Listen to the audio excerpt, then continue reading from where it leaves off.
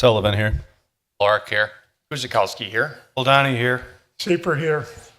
And Mayor Dan is on vacation, as well as Dawn.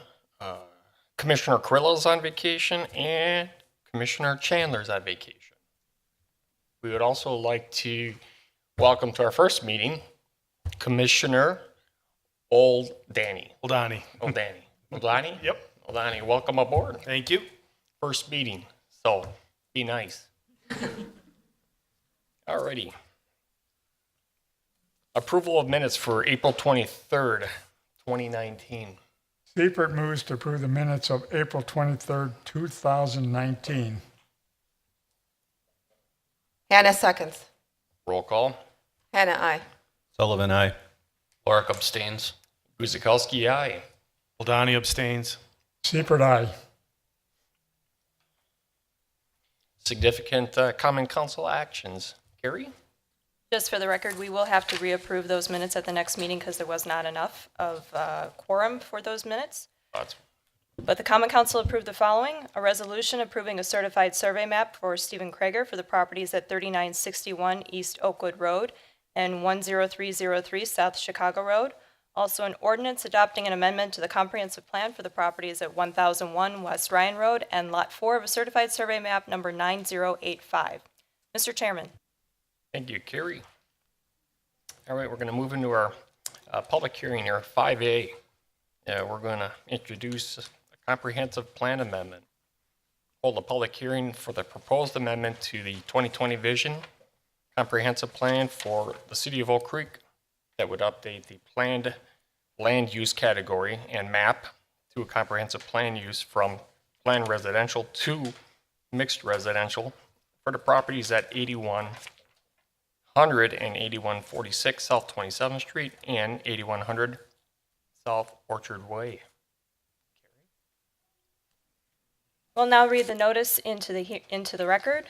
Official notice of public hearing before the Oak Creek Plan Commission. The purpose of this public hearing is to consider an amendment to the 2020 Vision, a comprehensive plan for the City of Oak Creek, as it relates to the properties at 8146 South 27th Street, 8100 South 27th Street, and 8100 South Orchard Way. The hearing date is May 14th, 2019 at 6 p.m. at the Oak Creek City Hall, 8040 South 6th Street, Oak Creek, Wisconsin 53154 in the Common Council Chambers. The proposed amendment would update the planned land use category in Map 2 in the comprehensive plan from planned residential to mixed residential for the properties at 8146 South 27th Street, 8100 South 27th Street, and 8100 South Orchard Way. The Plan Commission may schedule other public meeting items or public hearings for May 14th, 2019. This hearing may begin at 6 p.m. or as soon as possible following the conclusion of any other public meeting items or public hearings. Any persons with questions regarding the proposed changes may call the Department of Community Development at 414-766-7027 during regular business hours. The date of notice is March 27th, 2019. City of Oak Creek Plan Commission. Daniel J. Bukevich, Mayor. This is a public hearing. All those wishing to comment on the public hearing are asked to approach the podium, state their name and address, and direct their comments to the Plan Commission. This hearing is now open. Okay, thank you, Carrie. I'll make 3 calls. Our first call. Second call. Third and final call.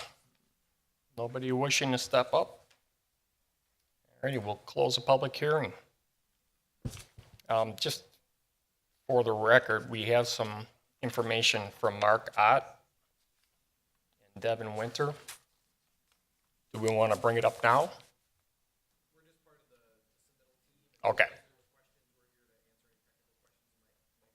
All right, thank you. All right, public hearing's closed. Let's move on to 6A, comprehensive plan amendment. Carrie? The proposal is to change the future land use category and map from single-family residential to mixed residential for the properties that are shown in red on the screen.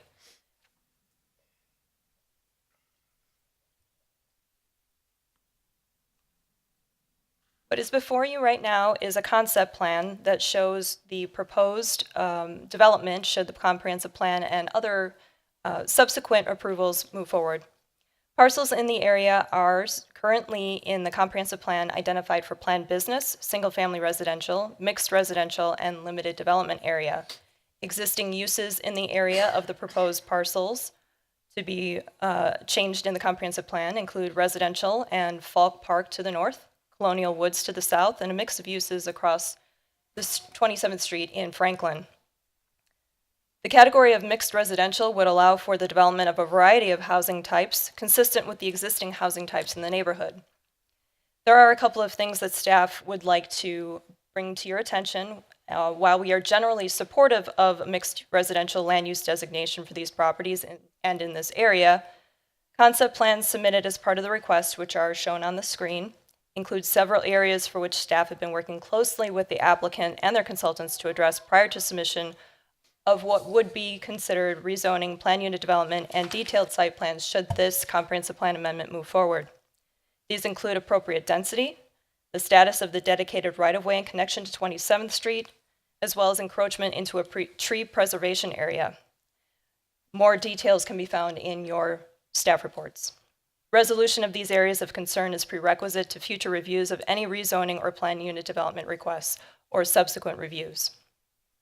The State of Wisconsin Smart Growth Law requires that all local land use decisions after January 1st, 2010 must be consistent with the objectives, goals, and policies contained within the comprehensive plan.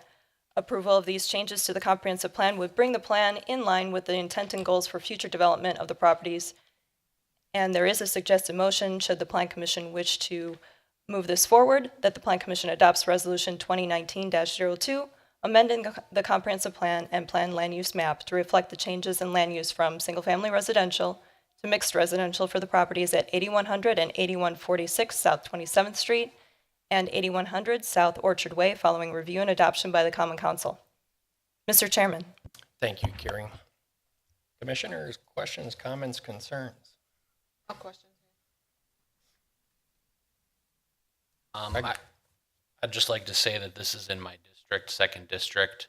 A lot of concern I hear from residents is the abundance of multifamily coming forward into the city. Right now, proposing this as, or having in the comprehensive plan this as single family is something that the residents speak up to me about, looking for more areas for single family homes to go in. I know part of the strategic plan is to do an inventory of single family home lots. So I would be very hesitant to change our comprehensive plan from single family homes, which at least amongst the residents is very desirable, versus going to a mixed use, being that there is another one just being built just south of that along 27th Street. Yeah, I have a question for Carrie. Is this zoning the same as you have on the south of that property? Didn't we change some of that zoning recently? This is not a zoning request, this is a comprehensive plan amendment, so this would have to come before any rezoning requests. Currently, it's zoned for single-family residential and I believe agricultural. So this would be asking for the comprehensive plan to be amended to be consistent with the comprehensive plan that has been amended for mixed residential in the area. But the area south then is single family? No, Multifamily, isn't it? it would be mixed residential. Mixed residential. So it would comply with what we have on the south of it. Correct. I have no questions. Well, my concerns are, I share the same as Greg's concerns. While it meets the zoning, for the mixed use, the density is something that I'm concerned about, especially because we have the HSI going on just in the neighborhood there. So that's my concern there. Now, the area that is just south of this, which is Colonial Woods, has always been zoned for multifamily residential uses. So while this isn't a rezoning request, this is comprehensive plan, the area has been identified as being appropriate for these kinds of residential uses, at least in the past. And if I may, I mean, this actually was the second phase of the Colonial Woods condominium project, and given the number of circumstances, the market being probably the big driver of that, that obviously did not get finished. And I think that the property at that point reverted back to its agricultural zoning. So, I mean, it's not a case where, I mean, this was never proposed for multifamily. This kind of really is, it would have been a continuation of the Colonial Woods, and you see staff's comments with respect to density and layout. Generally, the comprehensive plan supports mixed uses, mixed types of residential uses in these types of areas. Although you're absolutely right, and the Plan Commission no doubt will be committed to a thorough review of density and site-related issues if this were ever come back for rezoning. Just a question. On the map, is the entire parcel zoned agricultural right now? Well, there are actually 3 parcels that are involved, so there's a mix of zoning. But again, we're talking about a comprehensive plan amendment, so that's completely separate. And rather than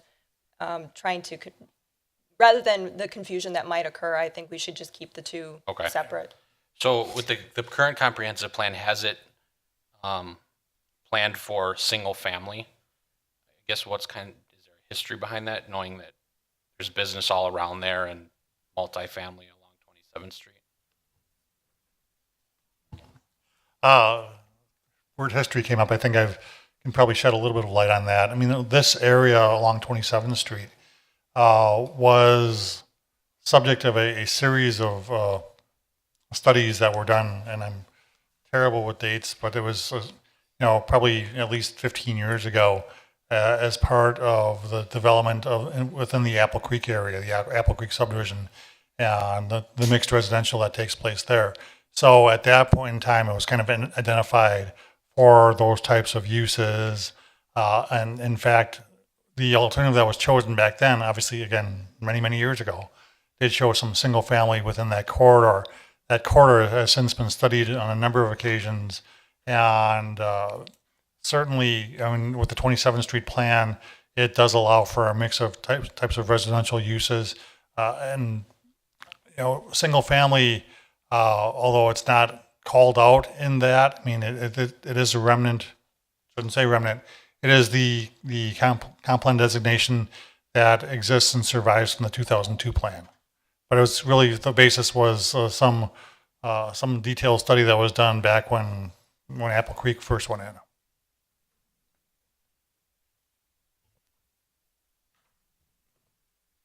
Other comments? My last comment would be then, if this comes back up for, the next step is density. I feel what they have currently shown on in the information given, that is too many units there. That's just my opinion and perspective. So with that, do we have a motion? I have a question. We're just voting on changing the comprehensive plan Yes. from a single family to mixed development, correct?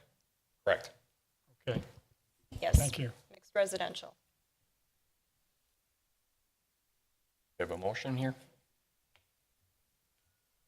Seifert moves that the Planning Commission adopt Resolution 2019-2, amending the comprehensive plan and plan land use map to reflect the changes in land use from single-family residential to mixed residential for the properties at 8100 and 8146 South 27th Street and 8100 South Orchard Way, following review and adoption by the Common Council.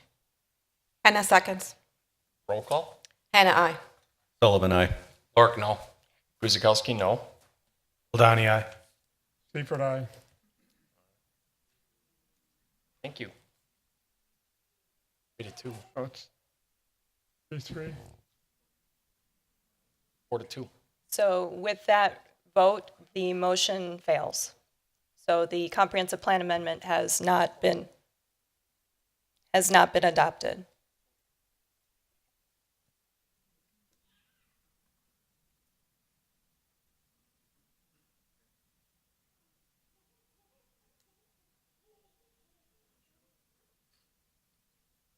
We're conferring on that vote.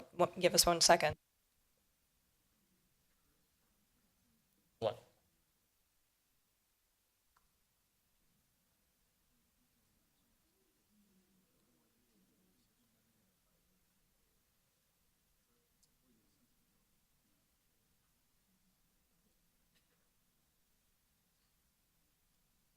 It appears that the motion actually has passed based on majority of plan commissioners present, not majority of the overall. That's what I thought. Thank you for clarifying, Carrie.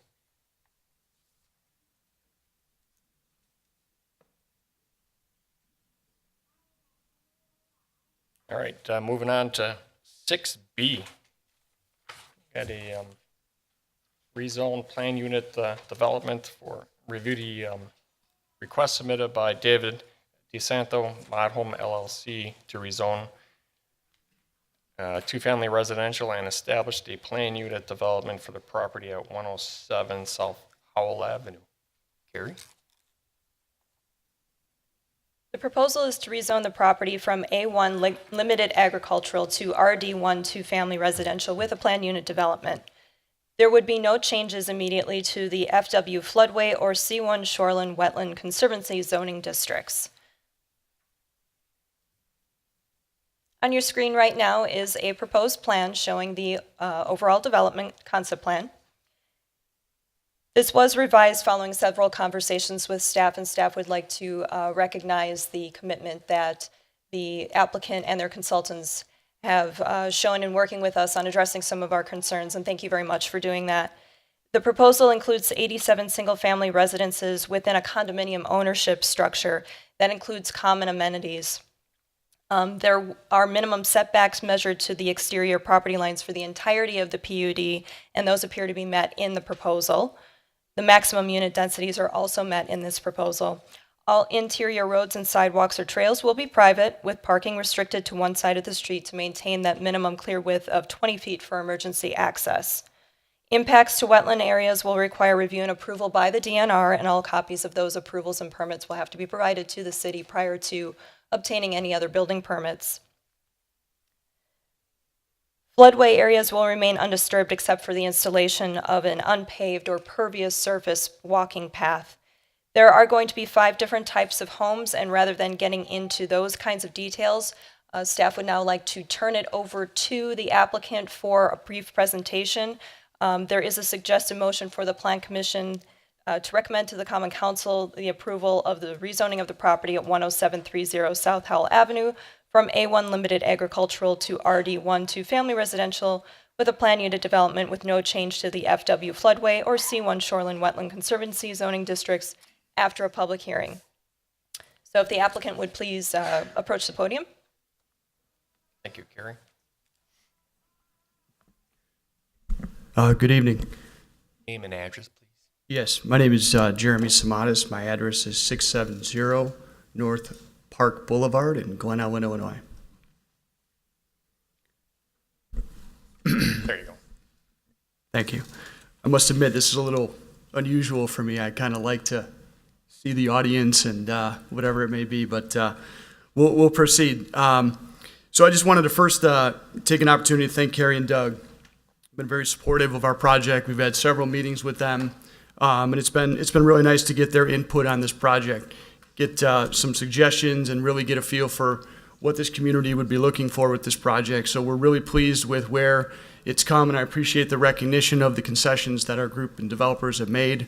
And we're excited to be here. I wanted to tell just a quick second, not to take too much of your time, but obviously I'm not from this greater Milwaukee area, but the question has come up many times over, why Oak Creek? Why are you here? Tell me a little bit about that. So the real and honest truth of the story was one that I told Doug when I first met him, and it's simply this. I was coming back from Green Lake with actually my partner, and anyone who has kids, probably 12 and under, realizes that it's usually one of 3 things. I'm bored, I'm hungry, or I gotta go to the bathroom. So we were coming back, and instead of going through Madison, we came through Milwaukee, and of course, we had one of those stops we had to make. And we came upon the Village Center here, and my partner and I were traveling together, 2 separate cars, and we both kind of pulled in and stopped, looked at each other, and went, "What's going on here? This is really cool." Not having known a ton about Oak Creek, it was a learning experience for us. We immediately went home, and just an FYI, we've been looking for a project like this for over a year now. I come out of the senior world, senior developer, mostly assisted living, some skilled nursing facility, and my partner is a multifamily guy, and I'll tell a little bit about the background of that later, but as him and I went home, we kind of had that aha moment where we said, this has to be the place where we go. And as we started researching and doing some studies and looking at what was here in the community and all the great things that were happening, we kind of turned our attention immediately to this particular area. So as you'll see on the site plan, just to give you a couple of things before I move on to the next slide, there's a real limited introduction there of kind of what we're doing. But I wanted to make sure that on the site plan, everyone understands that besides the amenities that I'm going to talk a little bit more about, we thought it was really important when we selected this particular property because it fits with the community that's already on the south part of Oak Creek. There's obviously a very large residential community directly to the east of this particular plan. So we felt that it was a continuation of what's already there as it relates to a residential development. So the unique part of this property that I want to make sure everyone understands is that this is a luxury home concept, maintenance-free, homes that are for rent. Something that you don't see every day, right? Multifamily apartments, condominiums, you may see a multifamily development for sale. These are going to be rental units for homes. And I know sometimes everyone goes, huh? What are you talking about? So the cool thing is, if you can go to the next slide for a second, Carrie, the amenities are just one part of it, and I think you'll see that the community amenities are very consistent with what you might find in other luxury apartment, condominium type complexes. We're proposing building a large outdoor pool. You can kind of read the rest. The one that I want to call attention to is something that Carrie, Doug, and I spoke a lot about, which is making that connection to the community trail, to the Oak Leaf Trail. We are going to plan on doing that, and you'll see in the site plan, we're going to have a nice walking trail that will go throughout the entire community for our residents to enjoy. So the rest of it, I'll let you read through. We can move on. We're proposing here what we're calling a diverse home mix. Most people don't realize that most of the inventory of the 1,000+ apartments that have been developed in Oak Creek in the last 3 years, literally less than 30% of those have been 3 bedrooms.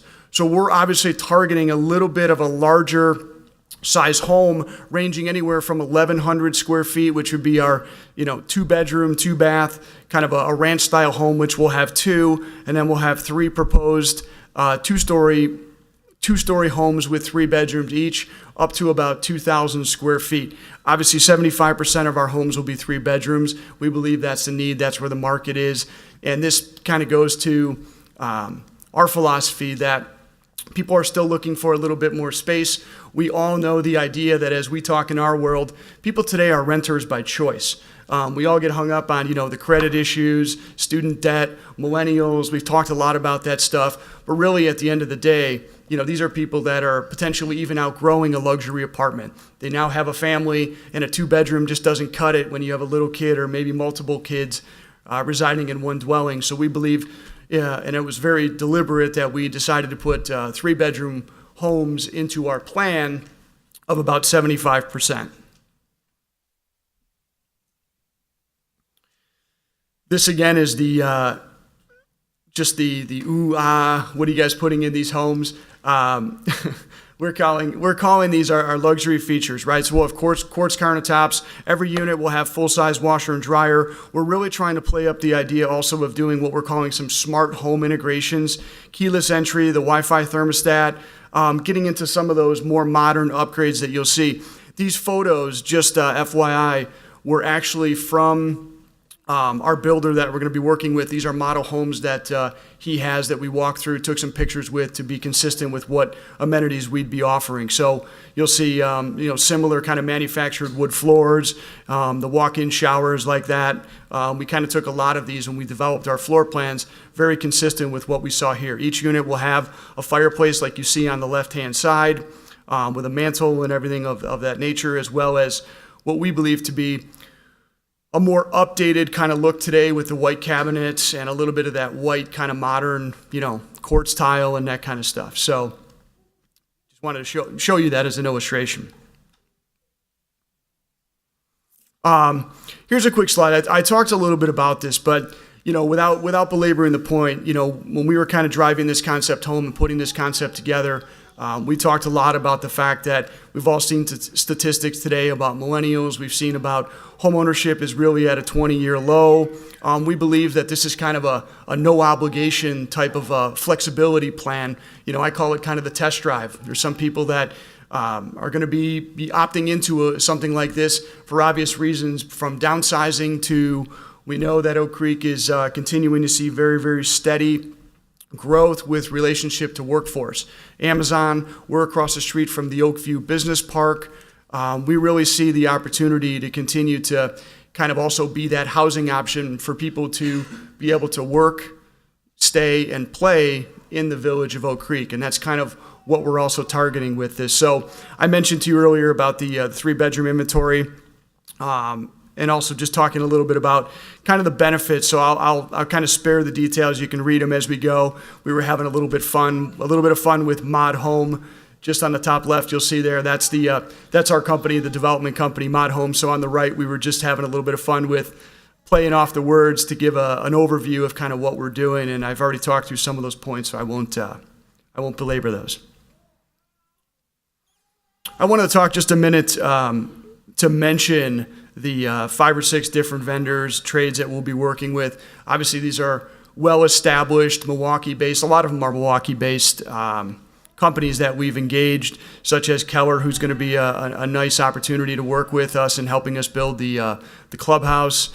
Von Briesen, Steve, you'll meet in a moment. He's going to talk a little bit about the legal structure of this condominium association. So I just wanted to kind of point out some of those local groups that we've been working with and have enjoyed the experience so far. And then lastly, I just wanted to, I mentioned to you that my background is out of the senior realm for 15 plus years. I've done also some hospitality stuff. I've been in a few Marriott brands, also done a few restaurant developments myself, but most of my background is in senior. My partner and I collectively 15 plus years of investment and operational experience. I'm not going to belabor that point as well, but I just think it's important for you guys to understand that we've worked across 12 different states, 8,500 residential units. A lot of it is multifamily. And, what we call a proven track record through all the different market cycles over the last 15 years. As we know, we've had some really good years and some really down years. So with that being said, I'm going to turn it over to Steve from Von Briesen just to talk a little bit about the structure in the condo development and maybe alleviate or answer any questions that you guys might have. Thank you. Thank you, gentlemen and lady. My name is Steve Sorensen. My address is 479 Gulf Hill Court Road, Green Lake, Wisconsin. I'm with Von Briesen and Roper, which is a law firm here in Milwaukee area, with offices throughout the state of Wisconsin.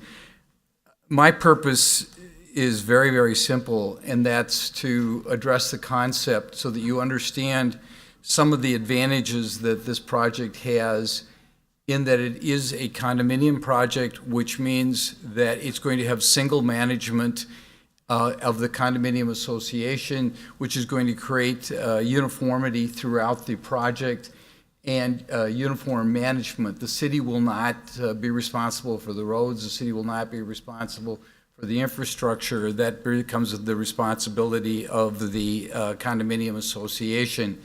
We believe that's a real benefit to the community, but it's also a benefit to the residents of the area because they're going to know that their property is being maintained. We're not going to have discriminatory maintenance throughout the project. I know that we talked to Alderman Greg and the mayor about this, and this is really the concept.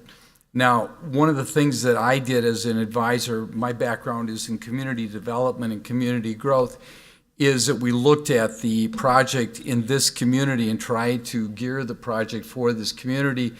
And that's why we went to the single-family home model rather than the multi-home, the condominium, which has got 87 units, or the multifamily units, duplexes, or any of those type things. We believe there is a market for the single family that's at a cost that is affordable. And we made it affordable for two ways. One, by using the residential, and by keeping the cost reasonable. The price comparison, if you want to make price comparison in the marketplace today, a new apartment here in your downtown area will cost you about the same as a house as far as the cost and the cost figures. I have sat on your side of this table more than I would like to admit, having been around a long time, formerly a county board member, and have been planning commission for many years. So I don't know that I can tell you as much as you maybe want to ask me. Dan and I have agreed that you don't need to hear the specifics, except if you want to hear the specifics about how wide the roads are, how the infrastructure is put in.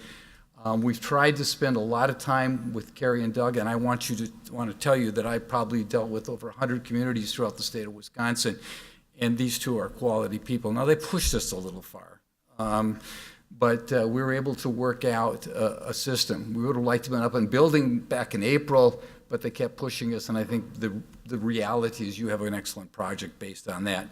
And again, I would like to publicly thank them for the work that they've done and for the cooperative spirit.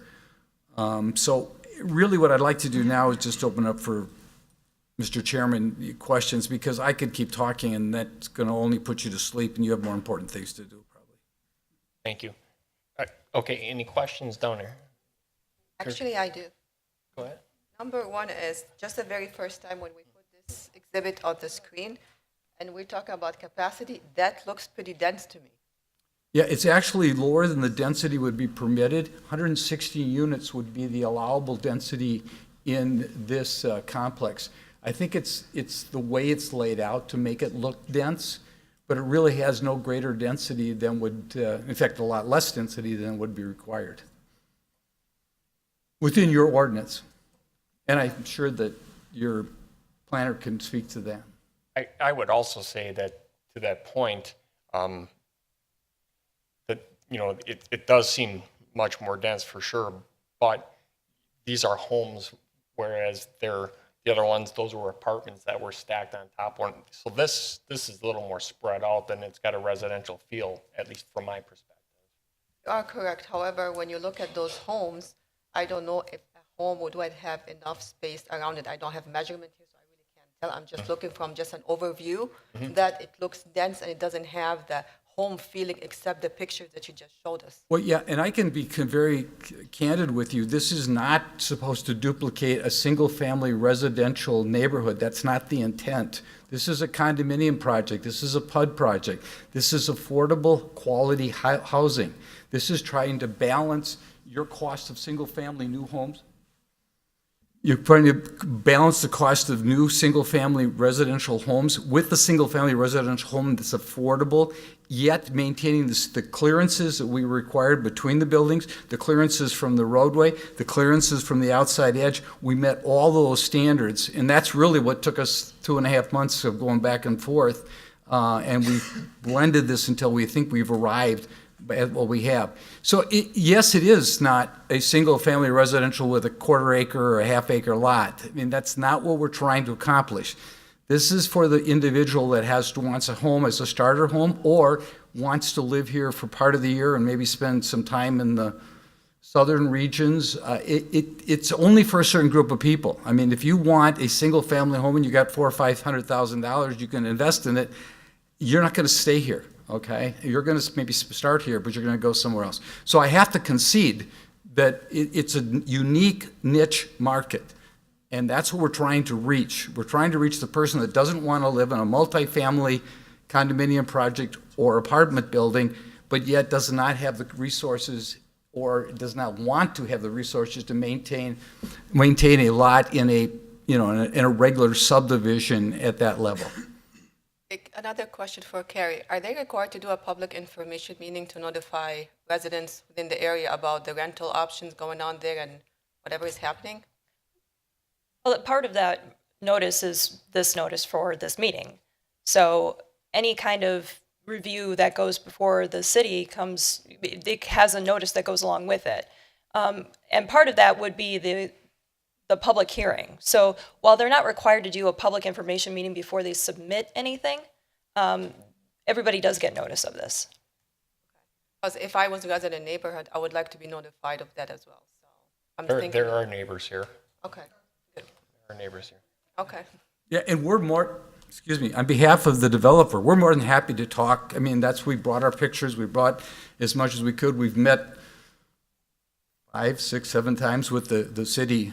We met with the alderman, we met with the mayor. I mean, we've not tried to hide this project by any stretch of the imagination. You are correct. And as a plant commissioner, I would be concerned with the rental option versus the ownership option. I understand what you're trying to accomplish. However, I would be very concerned as a resident of the rental portion of it. Well, and again, the potential is going to be there to buy, okay? I mean, that's always, it's a condominium unit. You could buy the I condominium unit. understand. But Plateau condominiums on the other corner were pretty much neighboring where you are on Buttes. Not too far from where you are. But this is not a multifamily. That's what you have to understand. You have no other projects like this. No, we don't. This is a unique project to give a marketability, where the marketability study says this is the kind of a project that would work in this community. Commissioner Sullivan? I'll start with just a few questions until I hear from residents maybe. Do you have a proposed cost, rental costs at all? Yeah, Ballpark? between for probably $2,000 a month for a 2-bedroom and probably $2,500 for a 3-bedroom. Is there I know Mod Home has developed elsewhere. Is there kind of this concept somewhere else specifically? Specifically, Like, have you done this single-family rentals elsewhere? Other has than, Mod Homes done single-family residential elsewhere? No. Has it been done other places? The answer is yes. Is there any type of studies on, I guess, turnover on these versus a multifamily complex? As far as, I guess, number of tenants coming and going on a monthly basis? There wouldn't be a study on this specific type of project because it doesn't exist. Now, there are similar projects. The vast majority of the other projects are either aligned with, there's one I think is done by Glenn Allen, he can talk about it, but most of the rest of them are in senior citizen areas, and the turnover is very, very small. It's usually a death turnover. And that's not really what you're asking me, so I don't want to use that statistics, which I could easily sit up here and tell you there's very little turnover. Question, coming off of Greg's question, these are 12-month leases, correct? These aren't Yes. leased month to month. No, there's no month-to-month leases, absolutely not. And then I heard that, I don't know if association fees, but I would assume it's included in the rent. Is that covering everything? I mean, landscaping, grass cutting, all of that? Yes, the owners have to pay that, not the renters. Oh, right, but that's all handled for them. I mean, Yes, they're not cutting their own grass. correct. That's what I said. We're not nickel and diming the person that's renting the property. They're going to pay a rental fee, and that'll get them the use of the property, yes. Okay, I'm sorry, I guess my question was more maintenance-wise. They're not cutting their own grass. Somebody's coming and cutting No. everything. And there's not really lots. I don't know if there's yards per se. I mean, are they allowed to put things up in their yards? There's limited common areas that surround the facility where you could put chairs and things like that out. But most of the land would be what we refer to as common area. I mean, that's the concept is you got to have an area to play in, you got to have an area of the sidewalk, the stuff like that. Commissioner Siebert. Yeah, I'd like to ask about the construction.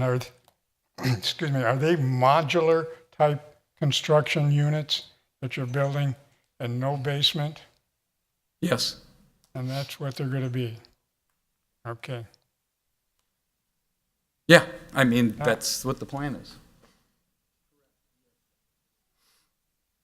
Are you aware of the condition of the soil of that property that's landfilled? I'm not the engineer. I'll ask the engineer. Okay. Dan Yankee with Kapoor and Associates, 7711 North Port Washington Road, Milwaukee. I'm not the environmental engineer, but we do have a ongoing phase 2 right now. Phase 2. Sorry, we have a phase 2 study being done right now on the site. You are aware of that it's a landfilled area that you're building on? I believe on the south side of the site there is some fill. So you're aware of, But there'll be the phase 2. Those studies will address all the soil management and the requirements that would need to be done,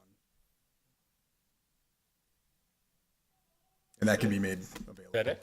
yeah, That's complete. It's in process right now. and these are strictly rental units, correct? You're not going to sell any, you're going to just have rental. No, we're selling every one of them. But we're selling every one of them, allowing the buyer to rent the facility. It's not like we're going to start out by our company, we'll own them all, but we'll sell them. We'll sell them so that somebody could come in and eventually buy the units. But the market that we're trying to aim at is the rental market, either to the, as you saw on the slide, either to the seniors or to the young starter homes. Because we want to get the idea is to give somebody a place where they can live for a couple of years, and if they want to go into a larger home, or where they can live at the end if they wish and not own but rent. But we are it's a condominium, so somebody's going to own all these units. Eventually, first it'll be one person, but it may eventually be 7 people. It may eventually be 87 people.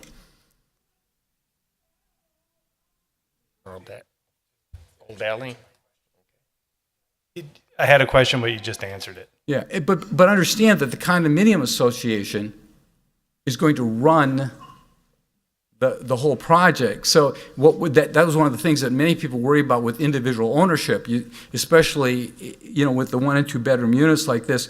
The one next door to you could be not kept up, and the one you're living in could be kept up. Well, this way you have uniformity in maintenance. We've wrote that into the rules and into the condominium documents. So even if we sell them, the maintenance, which is an exterior maintenance, that's what you see, that'll all be handled by the association, so that you'll have this uniformity of keeping everything up to date. With the reserve funds, it'll replace the siding, replace the roof. In other words, this is a project that we've already built in a long-term plan so that it doesn't become dilapidated in any sense. Like I said, it's a different concept. It's not different in the sense that it's been used in, like I said, resort areas for a long, long time, especially senior housing, but it is starting to move into the alternative to living in an apartment in downtown Milwaukee or in downtown Madison or downtown Chicago, for people that want to have space where they can have their dog and walk it on a trail, where they can be out and see, because they'll have lawns, they'll have places they can sit out, they can go sun, they can play soccer in the backyard. Answer your question, Commissioner Siebert? Yes. I'm going to go ahead and read the, let's see, we have one person here that would like to speak. Dave Duder? You'd like to speak?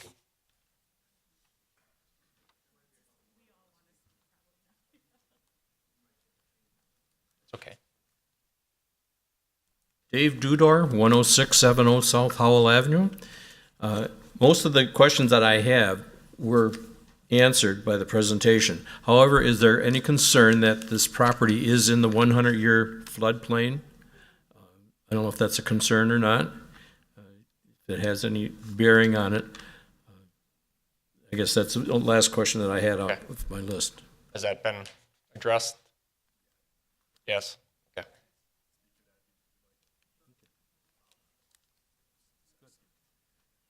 Just to touch on that really quick, there is the floodplain and floodway are on the eastern portion of the site, and we actually are not disturbing any of that area. So floodplain storage volume is all the same. The floodway boundary is the same. And we are maintaining at least a minimum of a 15-foot setback from any proposed infrastructure to the FEMA mapped floodway. Thank you.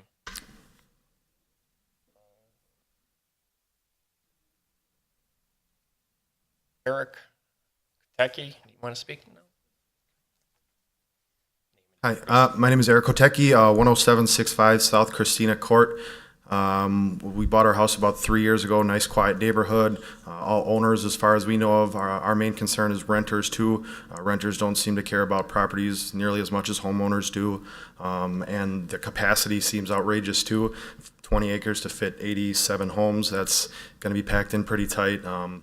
Noise is gonna go up, constant lawnmowers and snow blowers. I know one property management's going to take care of it, but that's a lot to take care of. Rather than hearing one snow blower go by on our single block, that's 6 more roads or 8 more roads to plow. And I'm concerned about the wetlands too, because we have water that builds up close to our property as it is, or on our property as it is. And is all these new homes, are they going to drain towards Howell? Are they, when it rains, it's all got to go somewhere. So I guess those are my main concerns. And rental properties by single family homes are never good. So, thank you. Thank you. We'll hold the questions and answer them all at the end here for the drainage and Andrea and Joshua? Or? Andrea Culchin, 10723 South Christina Court. I guess our main concern, is definitely echoing the wetland. The entire area back there is absolutely prone to flooding. The drawings here rendering this pathway looks to be literally through our backyards.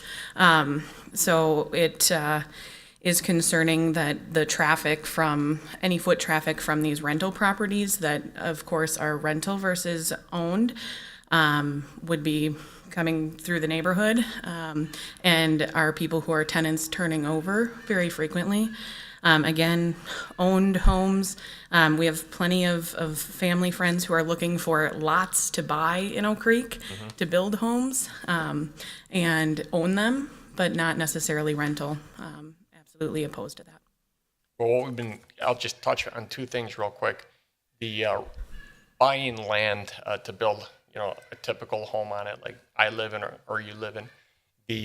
We're finding out that the cost to do business like that, typical in the model, it's cost prohibitive. So that's why they're looking at doing projects like this. Now, I guess obviously you don't want this many houses right behind you because you're used to the peace and quiet that you've had for many years.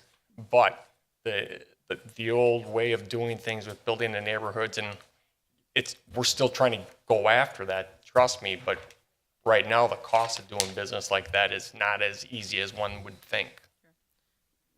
If I may, Chris, and just kind of as a basis for this entire discussion, there's going to be a discussion about density, and that's a perfectly legitimate discussion. But how you approach that, you should be aware that that same comprehensive plan that we just talked about for the earlier project shows this for 2-family residential or duplexes. So on roughly, and I believe, and don't quote me, but I think the minimum lot size for a duplex in our zoning code would have been about 1/3 of an acre.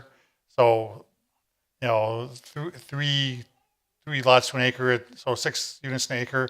Yeah. So, the density, well, it seems like it's because it's different because these are single family homes. They're not, your typical side-by-side duplexes. It's actually theoretically less than on paper what you could have done under the existing comprehensive plan designation as for two-family residential.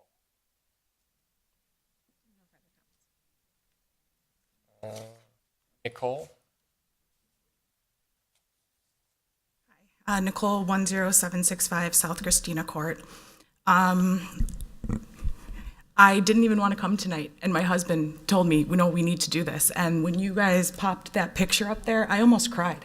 We bought this house, and there is a beautiful farm behind there. I sit there and I do my dishes, and I look at this barn, and staring at 87 houses is outrageous. You talked about how you lived in Chicago, or you live in Chicago. I used to live in Chicago. I don't live in Chicago anymore. If I wanted to live in a house where I turned around and I looked out a window and I saw another window or that many houses, I would still live in Chicago. I cannot believe that there aren't more people here. And I kind of remember the paperwork saying that this meeting was kind of open to people within, I think it was like 350 feet. I don't think we would have this less of a turnout had all of the neighborhood been notified. I'm ready to cry right now. I cannot believe that this is something that's going to possibly happen. I wouldn't even want to live in Oak Creek anymore or in that area if this happened. I am going to cry. I'm sorry. But yes, the water damage back there, we see the flooding in spring. It is really bad, and I can only imagine. I know you guys your engineers have all your information and stuff like that, but I can tell you from experience, it's going to go somewhere, and it's going to go on my kid's playset, and it's going to go. I can't imagine it. It's sad. Thank you. As far as notices, Carrie, how many, what's the square footage or number of homes we send it to? So our code states that for public hearing notices, we notify people within 300 feet of the proposed project. We actually did go a little bit outside of that 300-foot rule. We have also just recently, actually yesterday, heard from Alderman Gale that for the public hearing for before the Common Council, should this move forward, we were to expand that area. So additional people would be notified.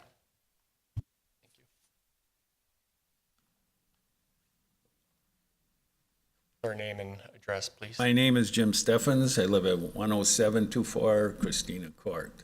Evidently, these letters only went out to people on Christina Court because we happen to be on the back side of this.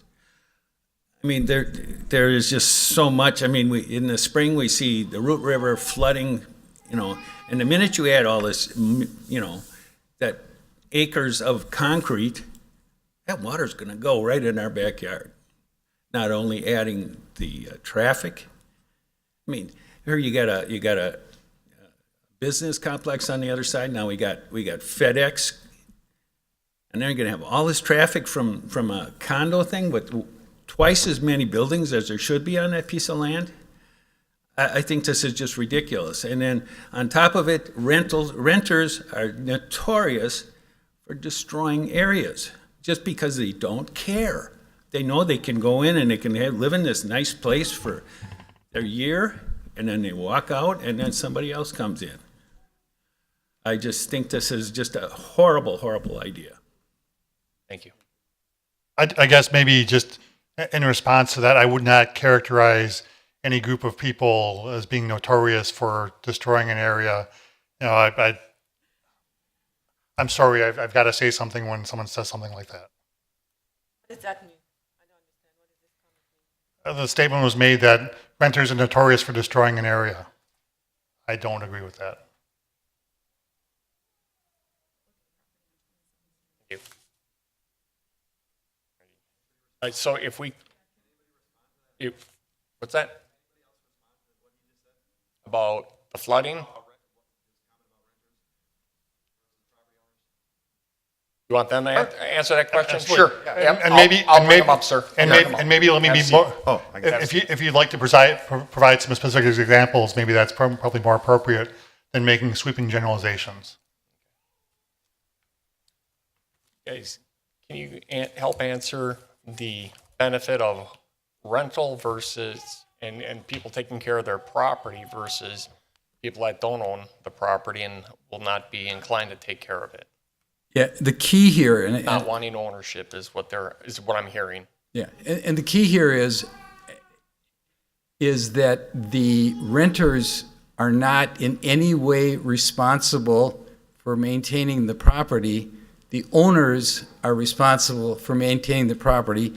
Every single one of these units will be owned, and the management company that the owners hire will be responsible. So the renters really don't have any ability to do anything to be sloppy because they're not responsible for anything. They have rules that say they can't put stuff on the outside. They have rules that they can only park their cars in a certain way. They have I mean, the people that move in here are going to have rules, you know, like a nice condominium project or a apartment. This is not where the renters are taking care of the property. This is not like a block full of rental houses that the landlords live in North Dakota or someplace. This is a project where the owners are responsible for maintaining the property, and they will maintain the property. That's part of the rules. You can, and we gave you copies of, the city has copies of the condominium rules. No, we thought of that. I mean, that's what I really want to tell the Planning Commission is, we didn't just dream this up one night and say this would be a cool way to make money. That's not the concept here. The concept is, this is a marketing concept that can work in this community because of the nature of the need for housing in the community. And I've got all kinds of statistics on the housing developments and how much pressure there is in the community for this kind of housing. That's why marketability studies showed that it would work. But we also know, and we're not naive, that if you really want it to work, you have to have somebody else who has a long-term, remember I told you it was a 10 to 20-year plan of maintaining the properties. That's why you have a reserve fund that you have that repairs the roof, that repairs the driveways, that repairs the garage doors. That it's not like I can be here for a year and I go away and I don't have to worry about it. You're stuck there owning this property, and you could easily have a 30-year mortgage that you have to maintain.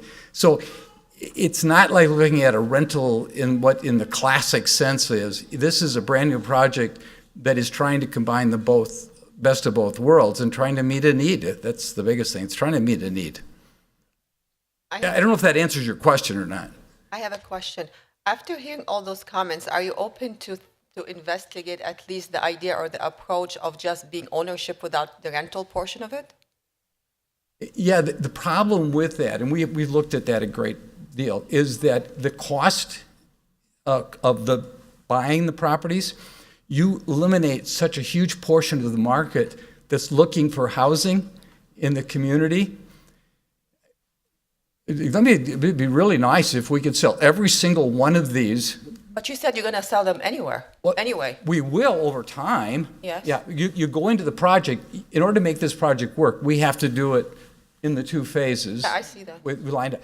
Otherwise, it's not cost effective. And if you're building one house at a time, it's not cost effective. I understand. By building the 87 units in the 2-year phases, Yes. then by selling them as the demand results, but in selling them under rules that say you have, I'm sorry.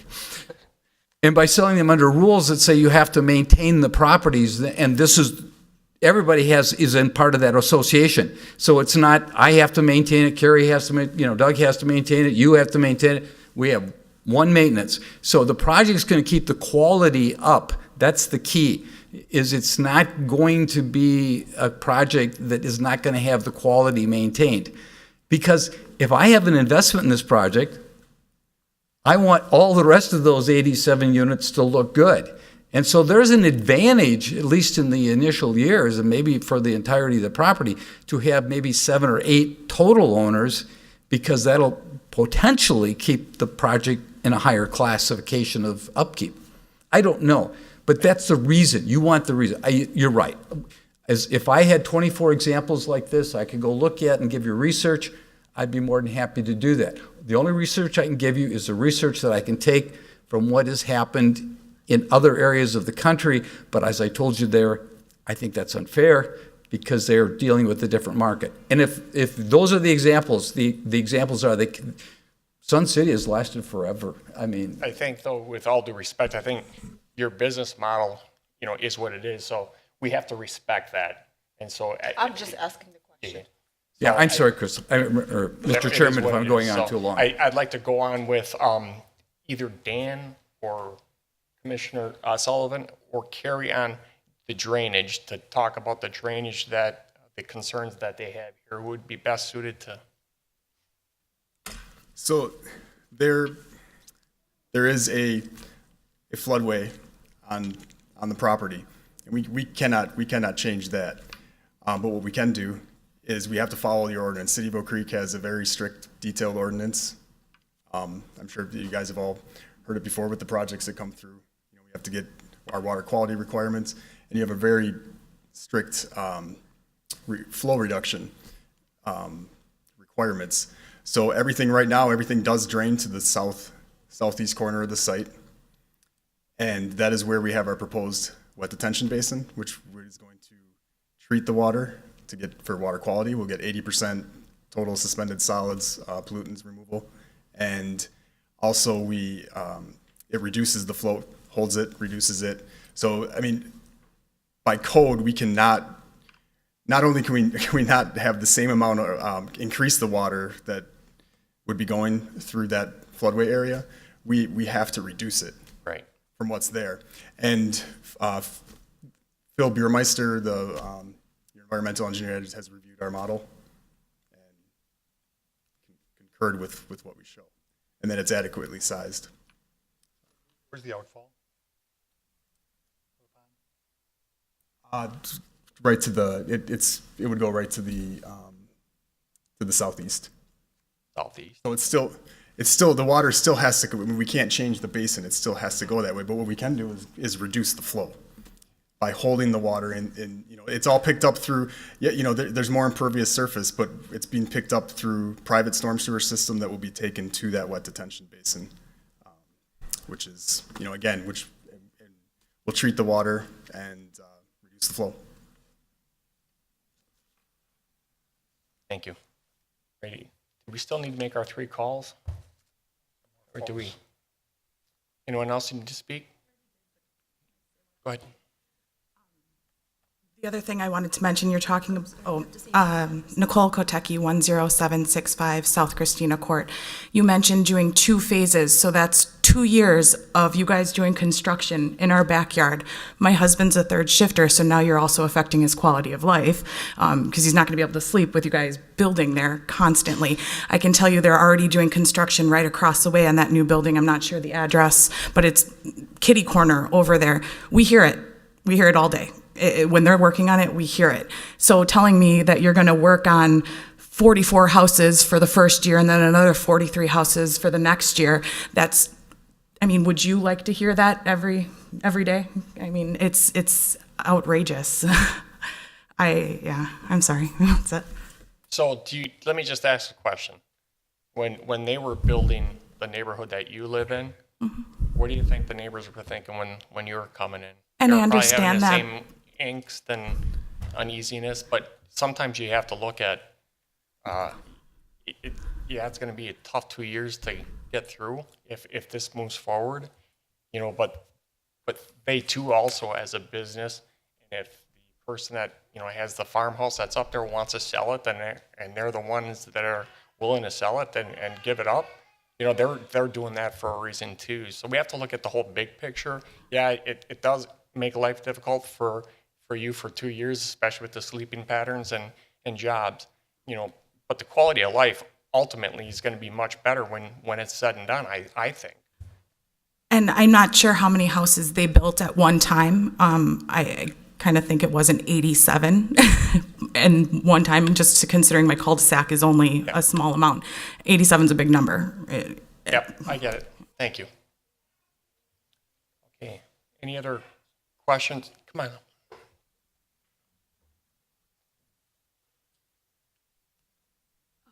So, my name's Name- Susie, name and and I address, live in 10851 South Christina Court. And we bought our home not even a year and a half ago, purposely, because it's in a cul-de-sac, it's private, it's quiet, and we chose to invest quite a bit of money into Oak Creek because we believe in it and the community and the family values of it. So seeing an 87 single home development go in behind my property that I have to look at through my kitchen, dining room, living room, master bedroom, bathroom every day is very upsetting to me and makes me question the investment we made here in Oak Creek if that were to go into place. Also, the fact that 87 single-family homes times 3 people per home, that's a lot of people. It's a lot of vehicles. It's a lot of traffic. And we wanted a quiet neighborhood, which we have right now. And there are a lot of neighbors here speaking up. I mean, there's not that many homes on Christina Court. Over half the people on the street are here saying what they're thinking. So I just really want to encourage you to listen to the neighbors and the residents who already are here and already invested in Oak Creek, and to take that into consideration when you consider this development. Thank you.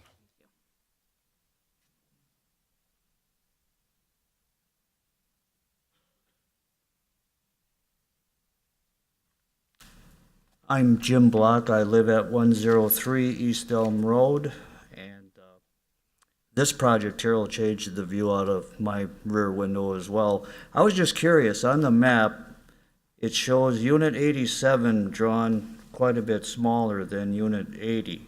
Does this drawing indicate which one of the houses you get abutting my property? Sure, I guess I won't speak for the applicant, but there are 5 different housing types that are shown within these 87, and I don't know what the exact breakdown is, but I think they've got that.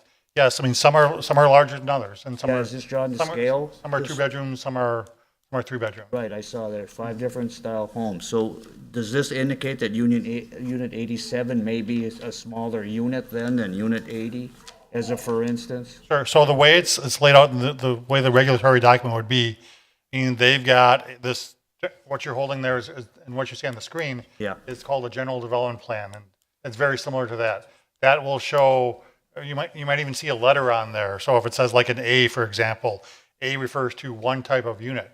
They would have to build that type of unit on that spot under the general development plan.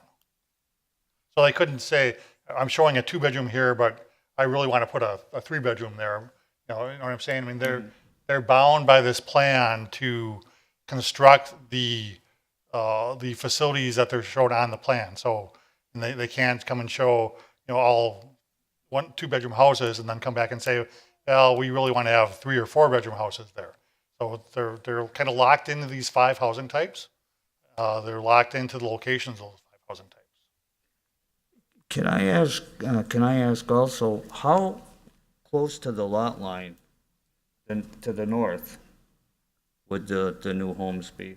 How many feet south of the lot line?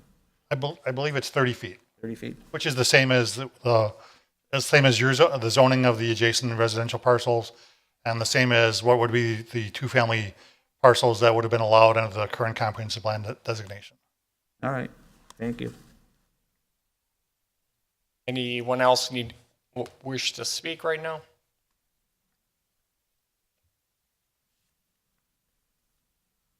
Sorry, I forgot my most important point. Name Susie, and address. 10851 South Christina Court. For reference, based on the density of the homes, you can see the plot lines of the homes on Christina Court in the dark green on the right. There's about, it's hard to see, but I think there's 6 to 8 properties of single-family homes for where you've got 12 or more if you count the street going across the top of the page and then down the right. I mean, there's over 12 units there. So there's 12 units in the space where you've got 6 to 8 homes. And so your observations about how dense it is based on the size of that property and the fact that I stare at that lot every single day that I'm home, I think it's very concerning, the density and just how how much it's actually going to affect the quality of life of everyone who's already living there. Thank you. Any other questions? Comments?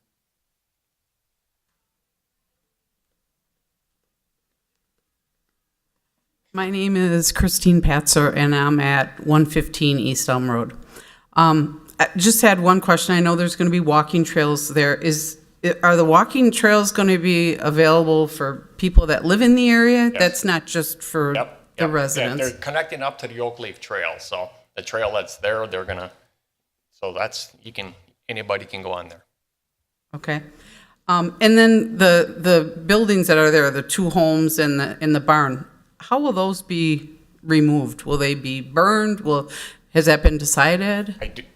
I don't know that they have an answer for that, so right now I don't even know if the property's been bought or sold. That could still be working a part of the project process right now that we're going through. Okay. Any last questions?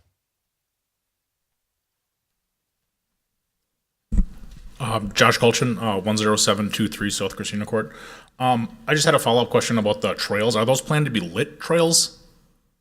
No. No? We don't have any lit trails throughout the city. Okay. Unless you're at some of the parks, but even like the trails right out here at the Emerald Preserve, there are no park or the Oak Leaf Trail, there's nothing that's lit. Right. I was just wondering, just in case, because if we had those lit, that would be like absolutely a deal breaker, because then that's lighting up everybody's backyard, and even worse than all of the houses there would be all the lit trails. Yeah, they're not going to be lit. Any other questions or comments? Sir?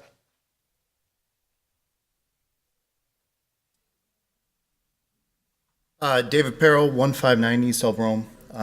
I just kind of a cautionary thing to you guys. Both me and my wife are police officers, and generally speaking, when you see rental properties, your calls for service go up through the roof. It's just we actually have a theory within law enforcement. It's called broken window theory. If you have a broken window and you're not taking care of it yourself, you don't own that specific property. Generally speaking, crime comes into that community.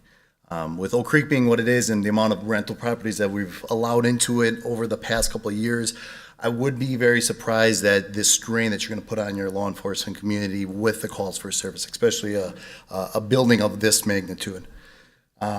And just on a side note as well, both me and my wife, we bought our home 3 years ago. We're 30 years old. We're new. This is our first home that we ever built or bought. Just looking at if I had the option of either spending $2,000 a month on a rental property or spending $2,000 a month on buying a new home, there's no question to ask that I would buy a new home for that equity in itself. And what is to say that there's no really places in this community except for Drexel Town Square that you can rent a property for $2,000 a month. That is a very, very high cost.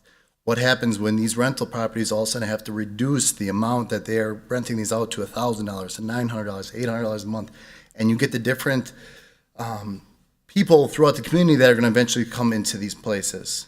Now you have to look at the vast majority of these homes that surround this property are in the high $200,000, $300,000 mark. Those are very high-end homes for Oak Creek, and I think you would do nothing but decrease the value to those homes and in the surrounding community when you put rental properties into these areas. Okay, thank you. Thank you. Any other questions?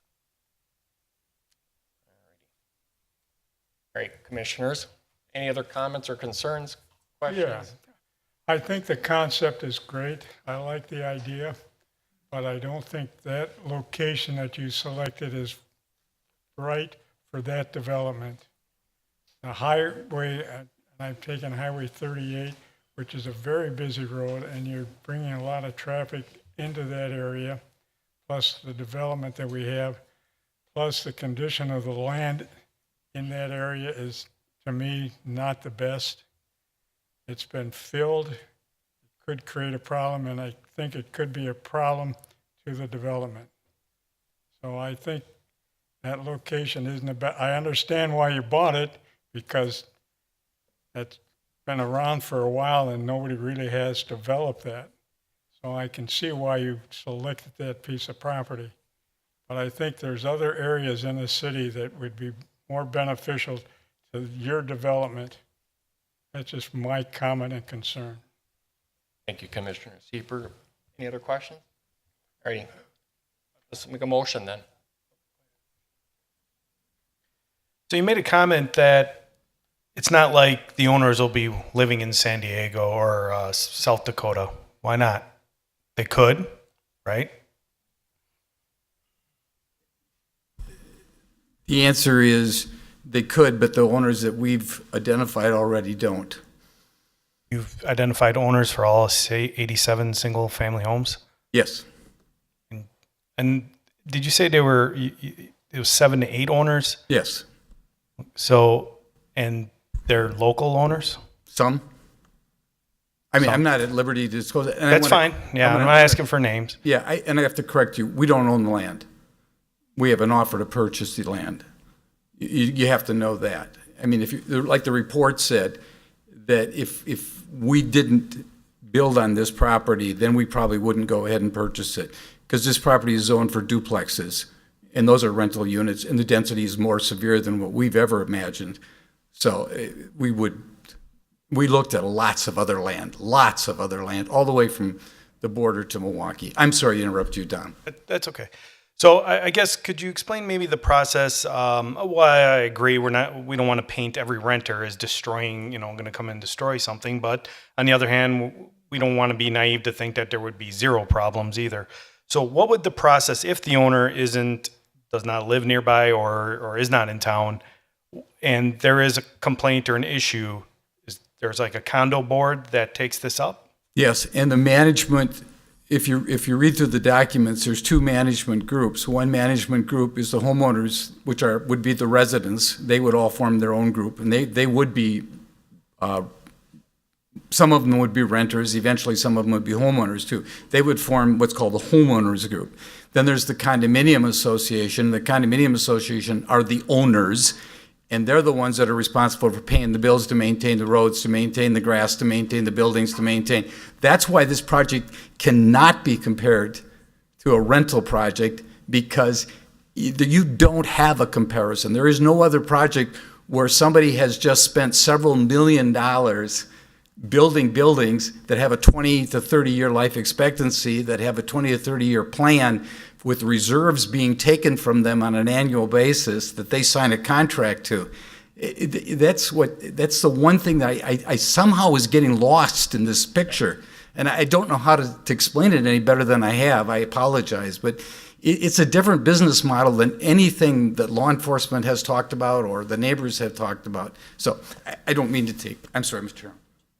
Yeah, it's definitely a unique concept, Steve. And so from there, let's make a motion here, guys. Motion? Or Before you make a motion, did anybody have any comments or questions on the proposed conditions and restrictions that are included in your packets? I didn't.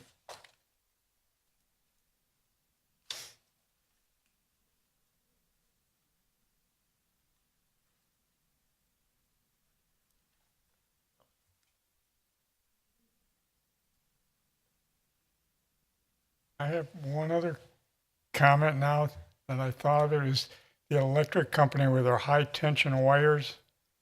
Are we having any connection or comment dealing with that electric company and their electrical high powered wires going through on the south end? Yes, we're out of these, and we checked that. We've met with them. Okay. Thank you.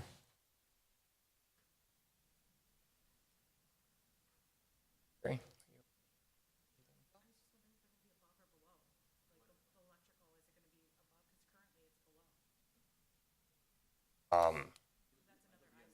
It's going to be underground.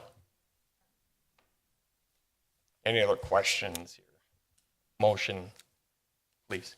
Lorick moves that the Plan Commission recommend that the Common Council approve the rezoning of the property at 10730 South Howell Avenue from A1 Limited Agriculture to RD1 2-family residential with a planned unit development, no change to FW floodway or C1 shoreland wetland conservancy zoning districts after a public hearing. Second? No second? Hannah seconds. Roll call? Hannah, no. Sullivan, yes. Clark, aye. Guzekowski, aye. Donnie, no. Seifert, no.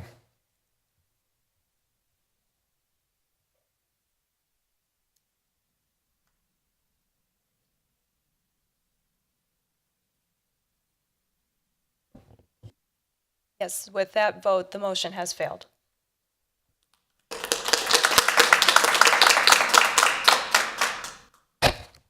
This is still a recommendation to the common council. Yes. The applicant, any property owner, is entitled to a public hearing before the common council.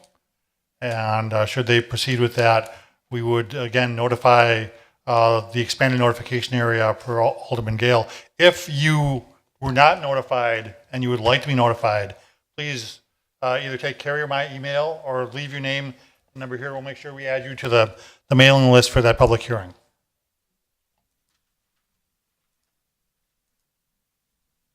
Can we move on to the next item? All right, 6C, please. Review site, building, landscaping, and lighting, and related plans submitted by Greg Polachek for Summit Credit Union, financial institution with a drive-through facility on the portion of the property at 7869 South 13th Street.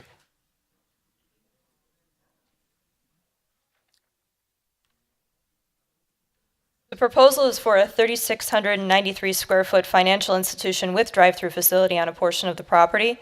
There are CSMs that have been through the local review process that have been approved and that do affect the property, and those must be recorded prior to any submission of building permit applications should this be approved.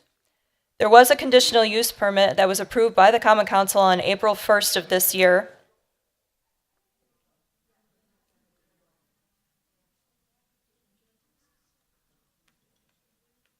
The conditions and restrictions for that conditional use permit must be signed and returned prior to submission of permits. On your screen right now is a certified survey map that shows precisely where the lot is that we are talking about for Summit Credit Union. And this is the proposed site plan. All required setbacks appear to be met in this proposed plan. Access is restricted to the proposed shared easement to the north. There is no direct access from 13th Street or West Drexel Avenue. Shared access through that easement requires direct access from 13th Street, and that requires approval of Milwaukee County as part of the overall plan unit development. Copies of all access approvals must be provided to the city prior to submission of building permit applications for this or any other site within the PUD. As shown here, there is pedestrian access that is proposed, a 5-foot wide paved path from the walkway on the east side of the building to the public sidewalk on Drexel Avenue. And while staff fully supports that pedestrian connection, that proposed location raised a few questions for pedestrian safety as it would cross that one-lane, one-way exit for the drive-through. So there is a suggestion that there might be a better location for that proposed connection, and staff is making a suggestion that perhaps there would be a combined access point between this property and the Freightert property to the east. And if Summit Credit Union and Freightert were to agree to that, staff would be available to assist with the location and any planning for that move. Minimum parking requirements for financial institutions required by code are 1 stall for every 150 square feet of gross floor area of customer service. In this case, the building would have about 2,902 square feet of customer service. And 1 stall for every peak shift employee. There would be 7 on site at any time, so a total of 26 stalls would be required, and the plans call for 30, so that is in excess of what is required. The proposed landscaping, there is one comment that has been made by the water and sewer utility, and that has to do with easements in the area. They do need to be shown on the plans, and all trees have to be planted outside of those easement areas. Any other changes to the landscaping plan would be made at the staff level if the Plan Commission recommends that the Department of Community Development hold that final review and approval. On the screen right now are the proposed elevations for the building. The proposed materials include minimum 4-inch thick brick and aluminum storefront or glass as the primary building materials. There are silver metallic rib panels as decorative elements, and those also are proposed for screening the rooftop units. There are 3 fabric sunshades with geometric shapes or images of smiling people that are also proposed as decorative elements on the building. You may be aware that metal panels are not listed as approved primary building materials per code, and additionally, code requires the facade of a manufacturing, commercial, office, institutional, or park building be finished with an aesthetically pleasing material, 75% of which must be finished with an acceptable glass, brick, or decorative masonry material. Now, with these proposed elevations, there's only one that doesn't meet the requirement to have a maximum of 25% for the metal panel, and that's the east elevation. However, staff recognizes that the probable reason that it does not meet that 25% maximum, it goes over by about 10%, is because the metal panel is part of the rooftop screening for those mechanical units. So staff is in support of a modification to allow that. It would require 3/4 majority approval of the Plan Commission. There is one trash receptacle enclosure that is proposed on the northeast corner, and details for the size and materials are forthcoming. This is just another rendering showing a similar facility in Monona, Wisconsin. It is highlighting the proposed exterior building materials. And these are just showing potential locations and designs for signs, but they are placeholders. Any kind of signage would be reviewed at a later date. There's one other comment from the water and sewer utility regarding location of fire protection, and that would be coordinated with staff. Should the Plan Commission wish to propose approval, there is a suggested motion that the Plan Commission approves the site and building plans submitted by Greg Polachek, Summit Credit Union, for a portion of the property at 7869 South 13th Street, subject to conditions 1 through 8. Mr. Chairman. Thank you, Carrie. Any comments or questions or concerns? I like the concept. It looks good, and I think it'll work out well for that development. I have a question. Especially where this lot is very close to the interchange and there is a lot of congestion on 13 and Drexel, I understand is because of the construction, but have been a traffic analysis done? Yes, there's been a traffic analysis and done. what level of service is it at? I don't know what the level of service is, but I do know that the road will be constructed to meet those demands. All right, that's all I have. Ms. Sullivan, any questions, comments, concerns? Alderman Laura? I only would like to say that this is just a good-looking building, state-of-the-art, so looks good. So with that, do we have a motion? Speaker moves that the Plan Commission approves the site and building plan submitted by Greg Polachek, Summit Credit Union, for the property of 7869 South 13th Street with the following condition. 1, that all relevant code requirements are in effect. 2, that the CSM approved by the Common Council on July 17, 2018, October 16, 2018, and February 18, 2019 are recorded prior to submission of building permit application. 3, that a signed copy of the conditions and restrictions approved by the Common Council on April 1, 2019 is submitted to the Department of Community Development prior to submission of building permit applications. 4, that all copies of all access, approval, and agreement shall be provided to the city prior to the submission of building permit applications. 5, that the exterior brick veneer meets the minimum 4-inch thick requirements per code. 6, that all mechanical equipment, transformers, and utility boxes, ground, building, and rooftop are screened from view. 7, that all required easements are included on the plans prior to submission of building permit applications. 8, that all revised plans, site, building, landscaping, trash, enclosed details, and so forth are submitted in digital format for review and approval by the Community Development prior to the submission of building permit applications. Second, Oracle second. roll call. Anna, I. Sullivan, aye. Lorik, aye. Guzekowski, aye. Ladani, aye. Seifert, aye.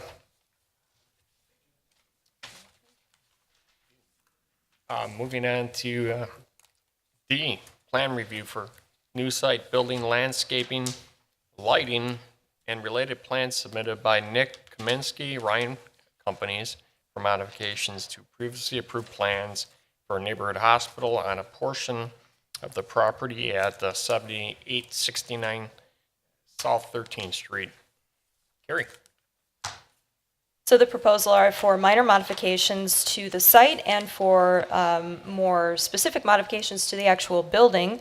These are previously approved plans for a proposed 18,186 square foot neighborhood hospital facility. And as with the previous item for Summit Credit Union, there are CSMs that affect this property. In red on the screen right now is the location of the proposed facility, and all those CSMs affecting these properties would have to be submitted for recording prior to submission of building permit applications. On the screen right now is what was approved previously in terms of site plan for the proposed hospital. Zoom in a little bit and you can see where the building is in the center of the property with the drive around and parking on both sides of the facility. As proposed, what they have done in terms of changing the site would be the location of the drive off of that internal access drive. It's moved slightly north. They also have moved the transformer and the dumpster enclosure to the northwest corner of the property. In terms of operations that were changed from the original approval on October 23rd, they did have 8 inpatient beds that were part of the facility. Now there are 10 inpatient beds, but they want to clarify that includes observation care and a trauma room. The estimated number of patients, which they have as 15 to 25 per day anticipated, and employees, which would be 6 to 8 per shift, a total of 40 to 50, has not changed from that original approval. Access has not changed, again, except for the move of the drive on the west. The same access requirements for that easement off of 13th Street as with Summit Credit Union apply. I already discussed the pedestrian access and the potential for there to be a common pedestrian access point between the two properties, so that is also made as a suggestion here. Parking has not changed. The total of 35 stalls exceeds the minimum requirements. The elevations, however, are the most relevant for the changes.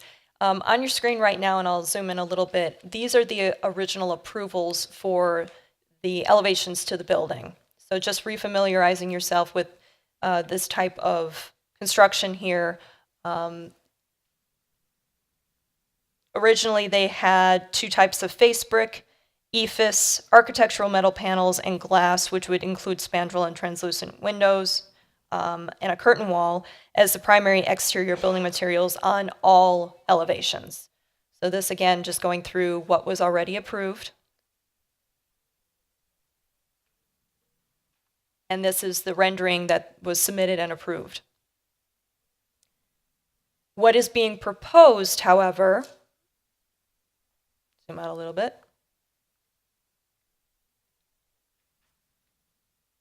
is more of a brick and limestone based building. There would also be clear and spandrel windows, but that's a little bit different from what was proposed previously. And if I get to the renderings, I apologize for how slow these are loading, but more elevation giving you an idea of what the changes would be.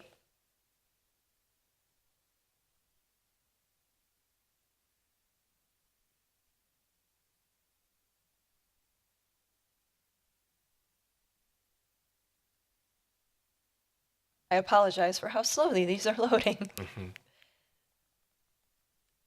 So what's loading right now is a view of looking from the kind of southwest corner at the facility. So they do have wood and metal panel accents on all elevations, with the rooftop units screened by metal panels to match. So it's more of a brick limestone as opposed to ephes and kind of that lighter colored brick and architectural metal panels that was previously approved. Again, per code, metal panels may only be used as a decorative accent. On the north elevation is where the metal panel exceeds the limit. However, staff has identified that the ambulance canopy on this elevation is also metal. There's also the rooftop units that are metal, the screening for them rather. So discretion is granted to the Plan Commission to allow an exception to the 25% limit for that decorative metal screening. And with a 3/4 majority approval, staff supports that. Departmental comments that were submitted identify fire hydrants on the plans and install the stormwater prior to or concurrent with construction. Signs, as with the previous review, are placeholders. Detailed sign plans will be submitted at a later date. Landscaping has changed just slightly. If there are any requirements for code compliance, like height at installation and for parking screening especially, and to shield headlights from westbound traffic on Drexel Avenue, those modifications can be coordinated with staff at the direction of the Plan Commission.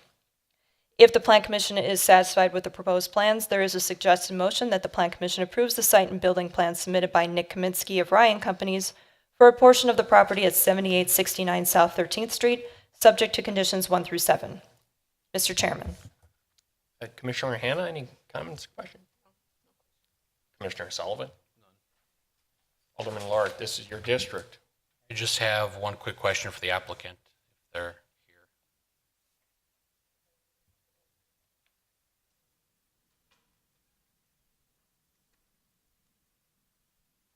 here. No, I'm not Nick Kaminsky. I'm Renee Kubish, Epstein UN Architects.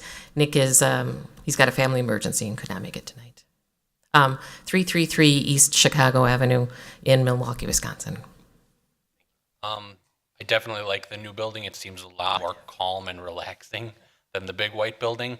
But a very drastic change. What's the reason for the big change? So as the original, I don't want to get into the full details, but there was a change in architects on the project. So we are actually a different architect than the one who proposed the whiter version, if I may. And when we came on board, there was also a commitment at that point to Freidert as being the tenant. Prior to this, with the previous architect, they did not have any contracts in place at that point, is my understanding. So knowing that we had Freidert, knowing a little bit more about what we were able to do here at Drexel Town Square, knowing Freidert's brand, if we can, and how they really do want to be a part of the community, we felt when we looked at the white version that was before, we felt that that really wasn't as grounded in the community as we feel Oak Creek has set a precedent for, especially in Drexel Town Square, and we felt that it just needed to be made more comfortably warm and a little bit less cold, if I may say that. I have a question. What do you plan to do with the building that you have in Drexel Town Square now? I'm sorry, I don't know the answer to that one. If I were a Freidert employee, I might be able to answer that one, but I don't. And perhaps, Fred, maybe I can shed some light on that. These are complementary facilities. The Drexel Town Square Clinic and Health Center is outpatient for the most part. They do have an emergency room or urgent care.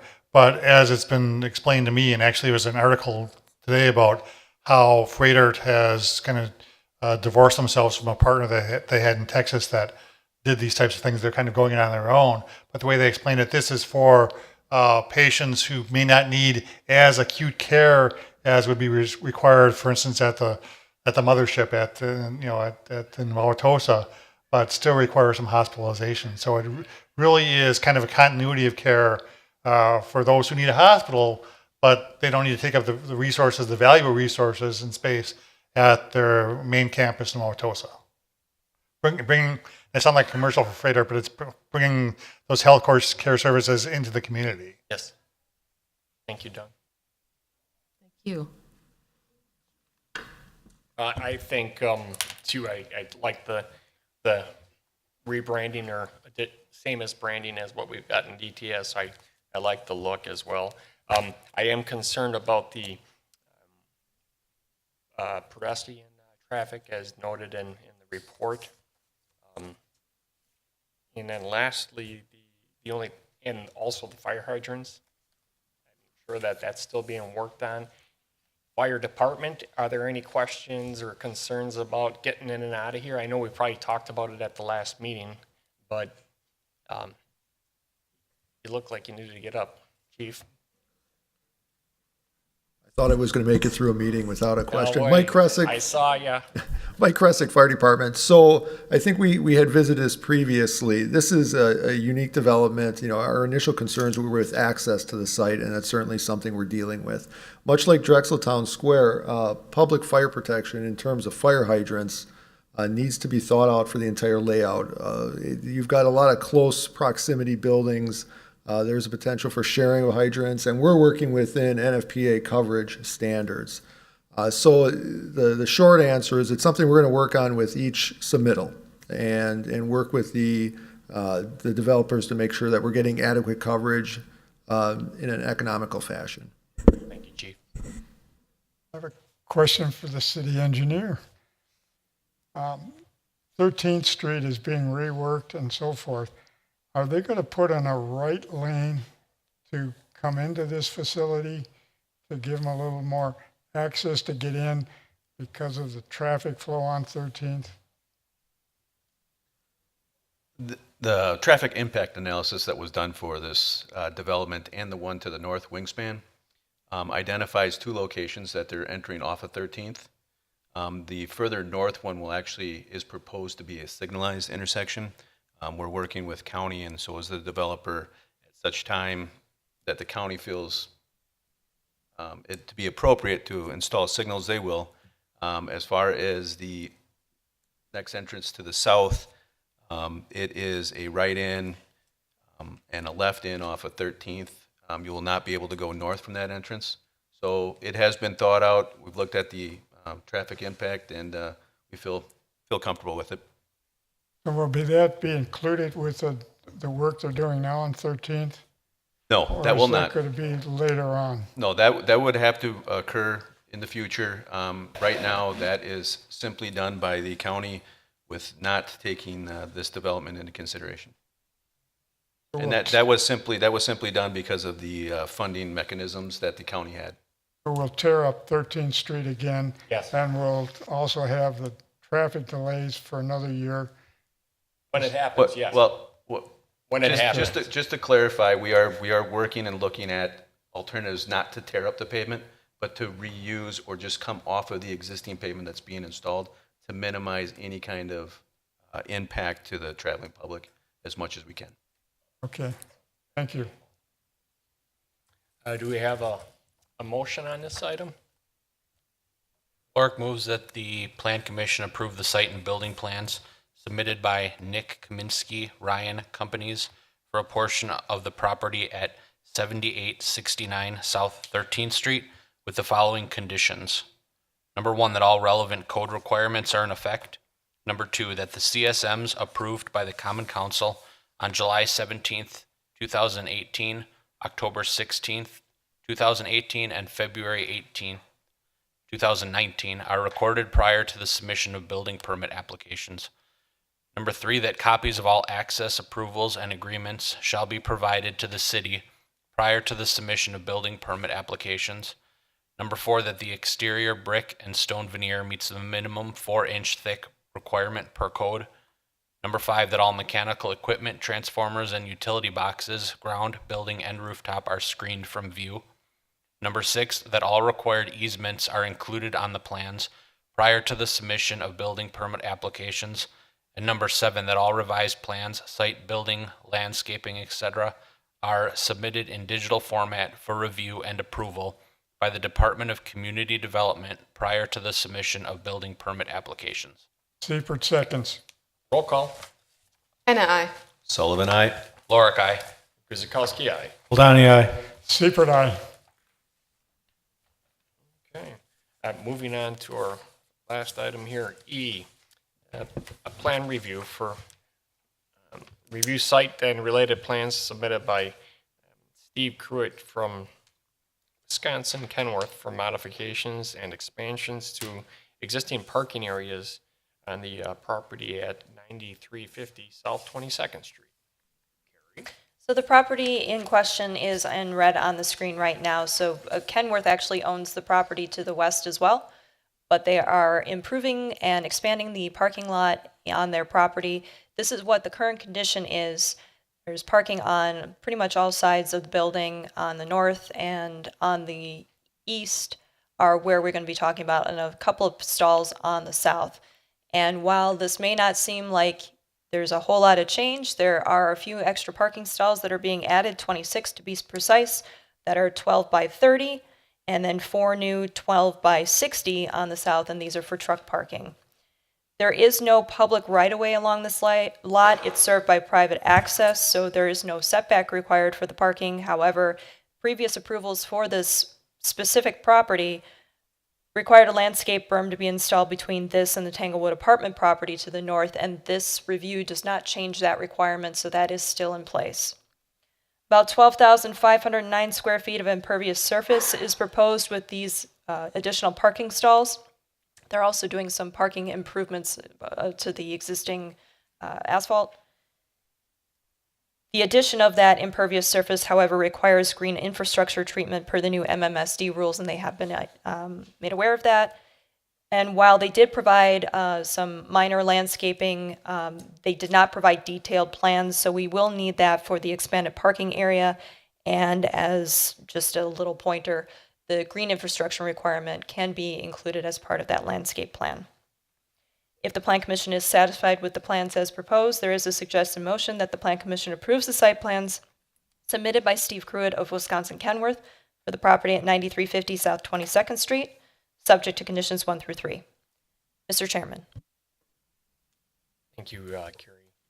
Commissioners, any comments or concerns? Commissioner Sullivan? Burke? Does the addition of all that extra parking lot area, does that affect the stormwater management, or is that what the green infrastructure is for? Well, the addition of the parking stalls is limited to those roughly 30 parking stalls and the 12,000 square feet of added impervious surface. So while the gray highlights more than what you would think would be, let me rephrase that. The gray is where they're actually replacing existing asphalt, and then the darker gray is where they're adding asphalt. So it's a little bit difficult until you look at the kind of the highlights in there, the little descriptors. Took me a little bit to figure out exactly what was what, but yeah, the addition of the parking stalls will require the green infrastructure. The repavement will not. We did have our environmental engineer take a look at these plans, and except for the GI, I think the stormwater was in place for this property. Thank you. I have a question for the applicant.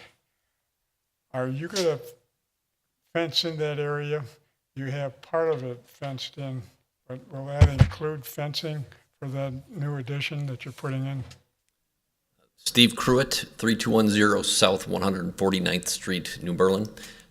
That entire area in the back that's gray and dark gray is currently fenced in. I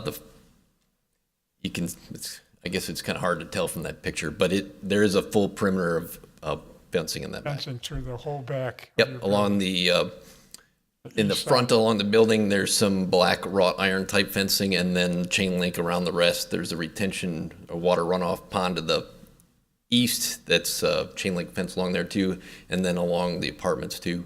And I will note that there is a berm currently in place between us and the apartments and trees. It's literally virtually not visible from the apartments to see us currently. So. Thank you.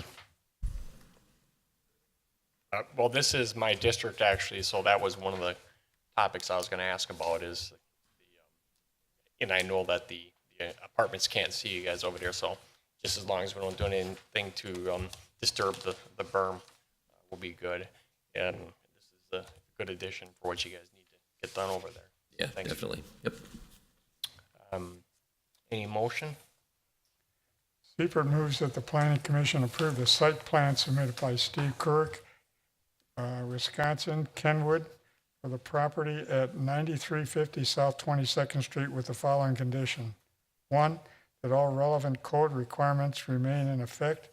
2, that a detailed landscaping plan for the expanded parking area is submitted for review and approved by the Director of Community Development prior to submission of permit applications. 3, that all revised plans, site building, landscaping, east elevation, and so forth are submitted in digital format for review and approval by the Department of Community Development prior to the submission of permit applications. Lorick, second. Roll call. Hannah, I. Sullivan, aye. Lorick, aye. Guzekowski, aye. Ladani, aye. Seifert, aye. Yes, sir. Alderman Guzekowski, before we make a motion for adjournment, I just want to go back to the first item on the agenda this evening, the comprehensive plan amendment. I must apologize. Carrie was in fact correct. State statute does require a majority of the majority vote of the entire commission in order for that to be recommended to the Common Council. So by virtue, that was a 4-2. Obviously, 9 people on the commission. That will not be sufficient to forward that to the Common Council with a recommendation for approval. I will make note of that, and I will personally call the applicant to inform him of that. So I apologize for that. Thank you. Yes, sir.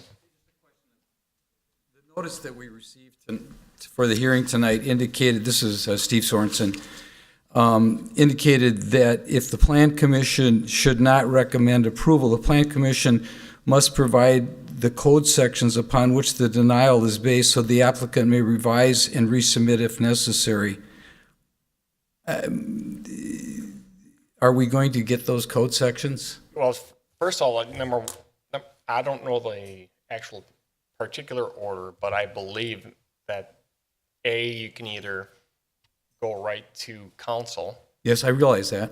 or B, Doug? So I think, and again, given the speed at which these things tend to go down, we don't always have time to make those corrections. But I think based on the comments that we can derive from the commissioners and from the dialogue, we can make note of what we feel were those deficiencies or conditions, and we will let you know. Okay. The only other thing is my understanding too, that there was no motion to disapprove. It was just the motion to approve was not passed. Correct. Correct. Thank you very much. Yes, sir. I'm sorry to keep you, but. No, that's fine. Seifert moves to adjourn the meeting at 7:54. That's it. Ladani, second. Roll call. Hannah, I. Sullivan, aye. Lorick, aye. Guzekowski, aye. Ladani, aye. Seifert, aye. Thank you for watching, everybody. Have a good night.